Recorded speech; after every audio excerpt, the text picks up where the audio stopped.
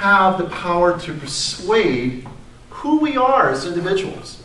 And the way in which we perceive ourselves is extremely important. So let's look at the definition of power. Power is one of influence, one of change, where you can go ahead and have the power to change what's going on in this world. The persuasion is one of communicated to induce belief or an action, to persuade someone's belief system and to change the way who they are. In my speech tonight, I'd like to go ahead and reinforce some things that I think that we all are maybe concerned about or are aware of, is that we have powerful leaders or powerful ideologies. The way we think about who we are, that we have the power to persuade and make individuals change their whole belief system. And we do. My first example for you tonight is one of my good friends, Albert Einstein. Yes. I'm a science guy. I'm an educator. I teach science in the Huntington Beach Union High School District.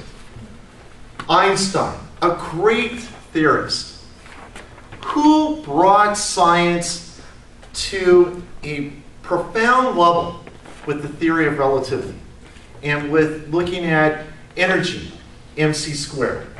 Being able to persuade, to look at things bigger than themselves, questions, allowing people to think beyond their capacity in the scientific community.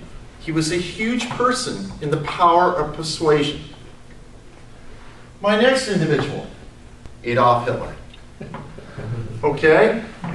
We have those who had tremendous power. On the surface, he persuaded individuals to change a whole ideological structure of their belief system on racism.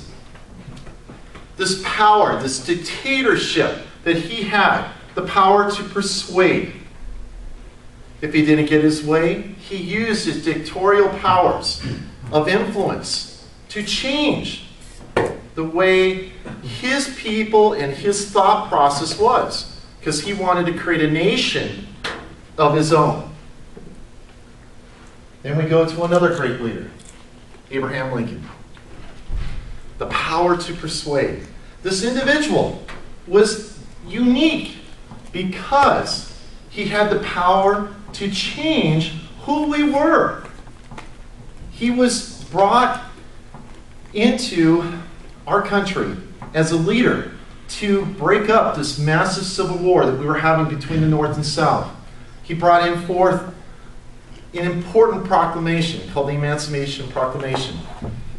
And this change that he brought upon was the power to persuade people. The whole thinking that, hey, we're all fair and we're all created equal. And so his power was extremely important. We go on to our religious icons. Christianity, Buddhism, Islam. All great leaders. All individuals who brought upon change and the power to influence people. This religious sects are huge today. In Christianity, there's a huge branches of different forms of Christianity. There's many different sects within Islam. And even with Buddha, there's different branches out from there. You know, there's over 360 different types of sectarian religious groups that are out there today that all have a belief system and a structure. But each one has the power to influence and change. So, I would like to go ahead and end with this. The power of persuasion. Abraham Lincoln said, "You may fool all the people some of the time. You can even fool some of the people all the time. But you cannot fool all the people all the time." What does he mean by that? We have the power All of us here in this group have the power to persuade the way we think, the way we're brought up. Your parents probably had a way in which you were going to be brought up in this world. But as an adult, you change your mind. Change is evident only when that power and that influence is brought upon by others.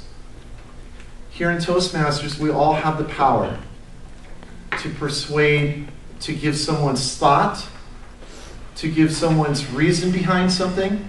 Just for example, like Linda Russell, not too long ago, talked about Proposition A and her opinions on it. Changed my position on it quite a bit. That power of persuasion was there as an example. Yes, you go, Linda. But the point is this, we all have that power. So think about next time when you're trying to influence somebody, or in the way in which you think about what you say before you say it, has the power and the meaning to persuade someone's thought. Thank you.